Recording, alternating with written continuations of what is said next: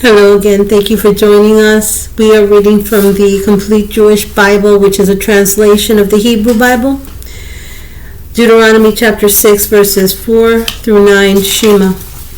Hear, Israel, Adonai our God, Adonai is one, and you're to love Adonai your God with all your heart, all your being, and all your resources.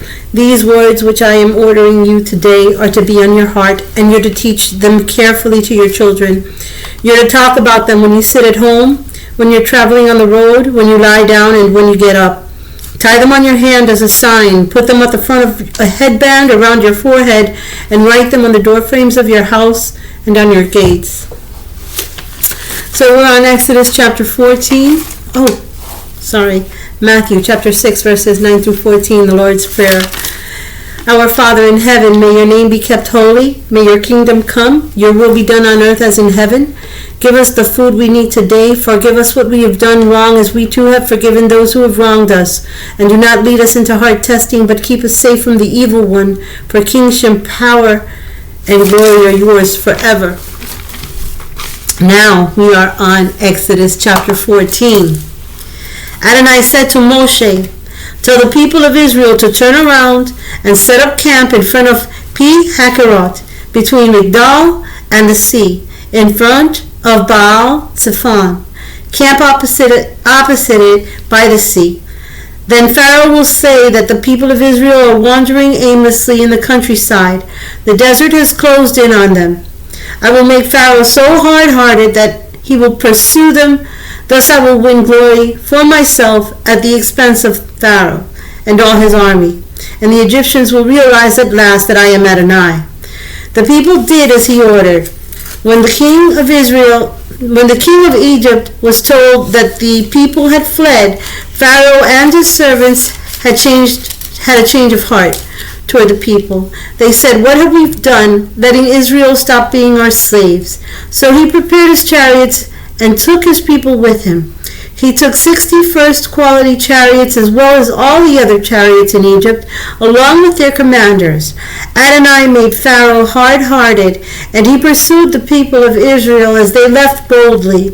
The Egyptians went after them, all the horses and chariots of Pharaoh with his cavalry and army, and overtook them as they were encamped by the sea, by Pi Hakerot, in front of Baal Zephon. As Pharaoh approached, the people of Israel looked up and saw the Egyptians right there coming after them. In great fear, the people of Israel cried out to Adonai and said to Moshe, was it because there were not enough graves in Egypt that you brought us out to die in the desert? Why have you done this to us, bringing us out of Egypt?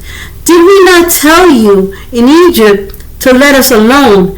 We will just go on being slaves for the Egyptians. It would be better for us to be Egyptian slaves than to die in the desert. Moshe answered the people, stop being so fearful. Remain steady, and you will see how Adonai is going to save you. He will do it today. Today you have seen the Egyptians, but you will never see them again. Adonai will do battle for you. Just calm yourselves down. Adonai asked Moshe, why are you crying out to me? Tell the people of Israel to go forward. Lift your staff, reach out your hand over the sea and divide it in two. The people of Israel will advance into the sea on dry ground. As for me, I will make the Egyptians hard-hearted, and they will march in after them. Thus I will win glory for myself at the expense of Pharaoh and all his army, chariots, and cavalry. Then the Egyptians will realize that I am Adonai, when I have won myself glory at the expense of Pharaoh, his chariots, and his cavalry. Next, the angel of God who was going ahead of the camp of Israel moved away and went behind them, and the column of cloud moved away from in front of them and stood behind them. It stationed itself between the camp of Egypt and the camp of Israel. There was a cloud and darkness here, but light by night there, so that the one did not come near the other all night long. Moshe reached his hand out over the sea, and Adonai caused the sea to go back before a strong east wind all night. He made the sea become dry land, and its water was divided in two. Then the people of Israel went into the sea on the dry ground, with the water walled up for them on their right and on their left. The Egyptians continued their pursuit, going after them into the sea, all Pharaoh's horses, chariots, and cavalry. Just before dawn, Adonai looked out on the Egyptian army through the column of fire and cloud and threw them into panic. He caused the wheels of their chariots to break off so that they could move only with difficulty. The Egyptians said, "Adonai is fighting for Israel against the Egyptians. Let us get away from them." Adonai said to Moshe, "Reach out your hand over the sea, and the water will cover the Egyptians with their chariots and cavalry." Moshe reached his hand out over the sea, and by dawn the sea had returned to its former depth. The Egyptians tried to flee, but Adonai swept them into the sea. The water came back and covered all the chariots and cavalry, and Pharaoh's armies who had followed them into the sea, not even one of them was left. But the people of Israel walked on dry ground in the sea, with the water walled up for them on their right and on their left. On that day Adonai saved Israel from the Egyptians. Israel saw the Egyptians dead on the shore. When Israel saw the mighty deed that Adonai had performed against the Egyptians, the people feared Adonai, and they believed in Adonai and in his servant Moshe. And now we're going to 1 Samuel chapter 19.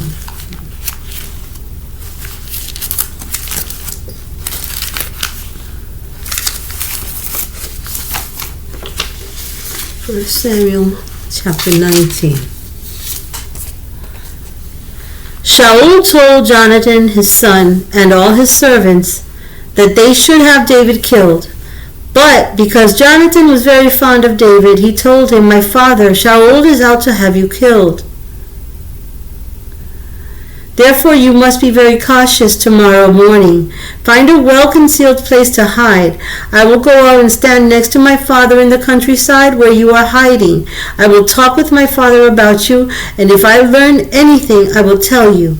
Jonathan spoke well of David to Shaul his father and said to him, "The king should not sin against his servant David, because he has not sinned against you.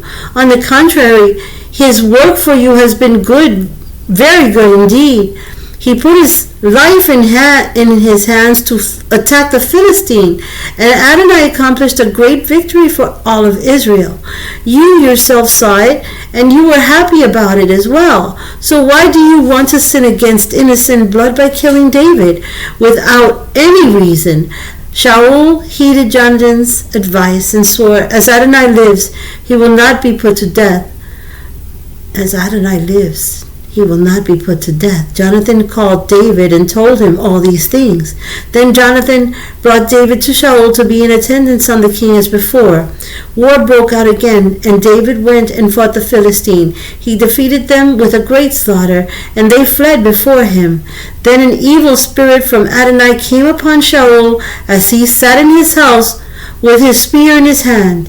David was playing his lyre when Shaul tried to pin David to the wall with the spear, but he dodged it and moved out of Shaul's way, so that the spear stuck in the wall. David fled, so that night he escaped. But Shaul sent messengers to David's house to watch for him and kill him in the morning.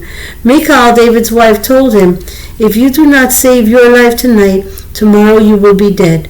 So Michal let David down through the window, and he left, fled, and escaped, covered it with a cloth.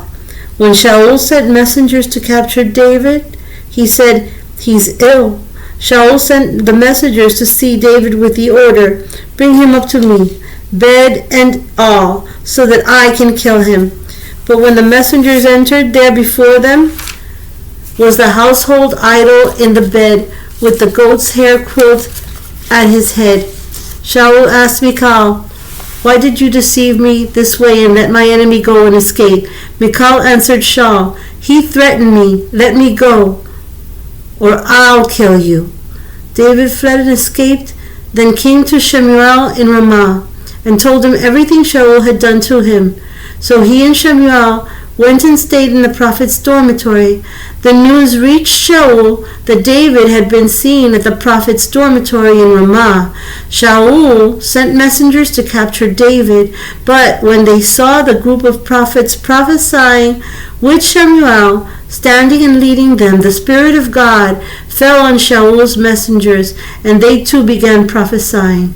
When Shaul was told, he sent other messengers, but they too began prophesying.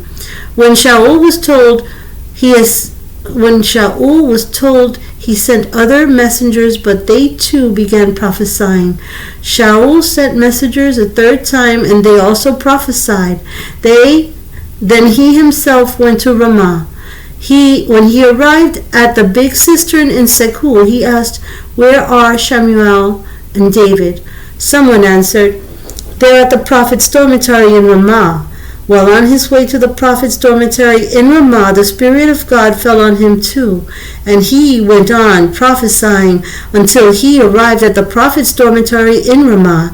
He also stripped off his clothes, prophesied in Shemuel's presence, and laid there naked all that night and all that day. Hence, it continues to be an expression, is Shaul a prophet too? Now, Psalms chapter 64, a Psalm of David. Hear my voice, God, as I plead. Preserve my life from fear of my enemy. Hide me from the secret intrigues of the wicked and the open insurrection of evildoers. They sharpen their tongues like a sword. They aim their arrows, poisoned words, in order to shoot from cover at the innocent, shooting suddenly and fearing nothing. They support each other's evil plans.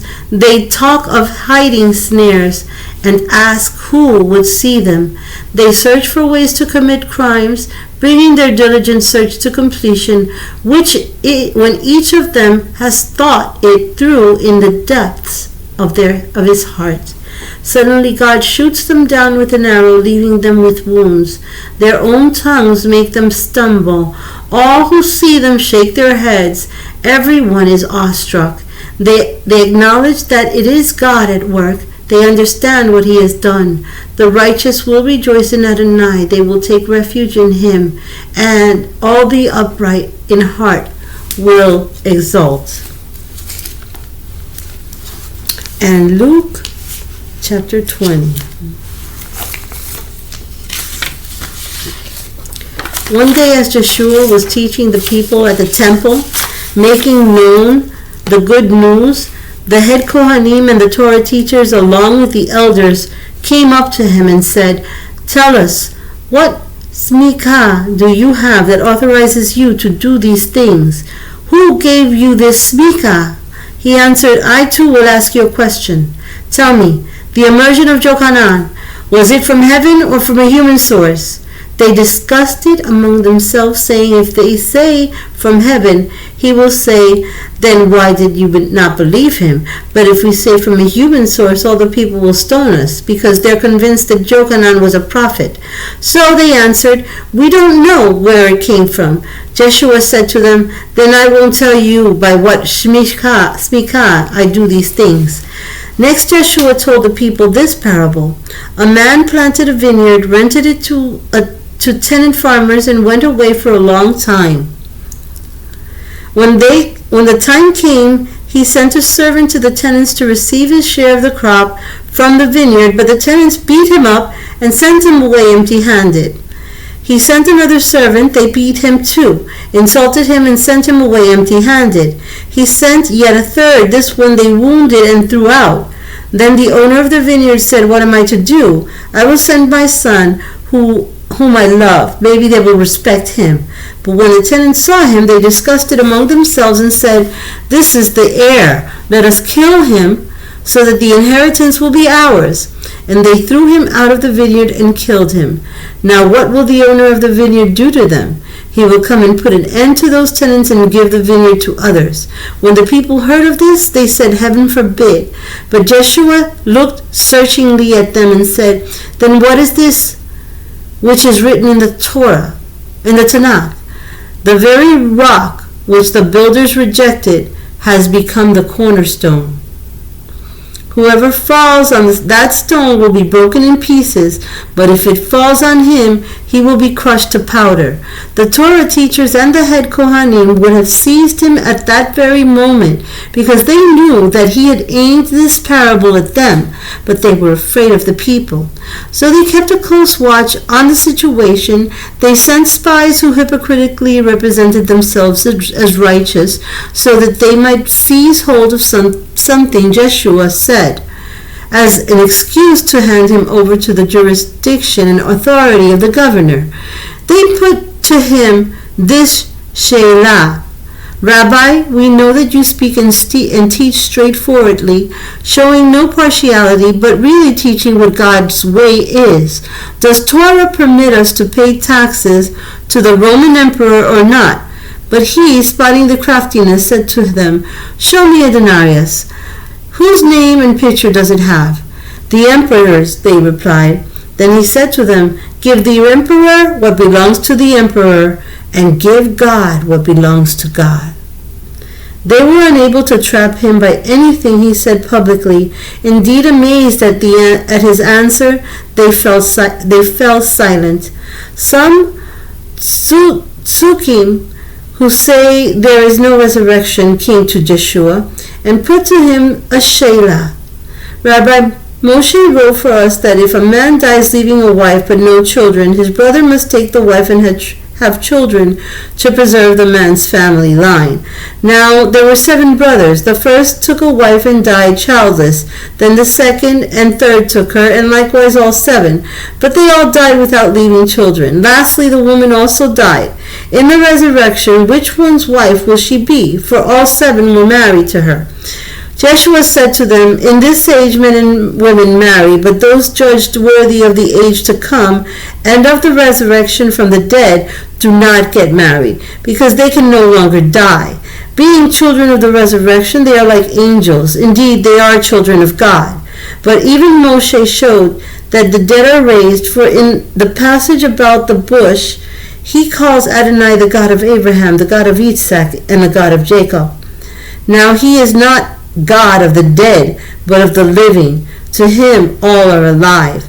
Some of the Torah teachers answered, Well spoken, Rabbi, for they no longer dared put to him a she'elah. But he said to them, How is it that people say the Messiah is David's son? For David himself says in the book of Psalms, Adonai said to my Lord, Sit at my right hand until I make your enemies your footstool. David thus calls him Lord. So how can he be David's son? Within the hearing of all the people, Joshua said to his Talmidim, Watch out for the kind of Torah teachers that like to walk around in robes and be greeted differentially in the marketplaces, the kind that like to have the best seats in the synagogues and the places of honor at banquets, the kind that swallows up widows' houses while making a show of praying at great length. Their punishment will be all the worse. Numbers chapter 6, verses 24 through 26. May the Lord Adonai keep you. May Adonai bless you and keep you. May Adonai make his face shine on you and show you his favor. May Adonai lift his face toward you and grant you his shalom. Thank you so much for being with us. Hope to see you next time. Until then, shalom.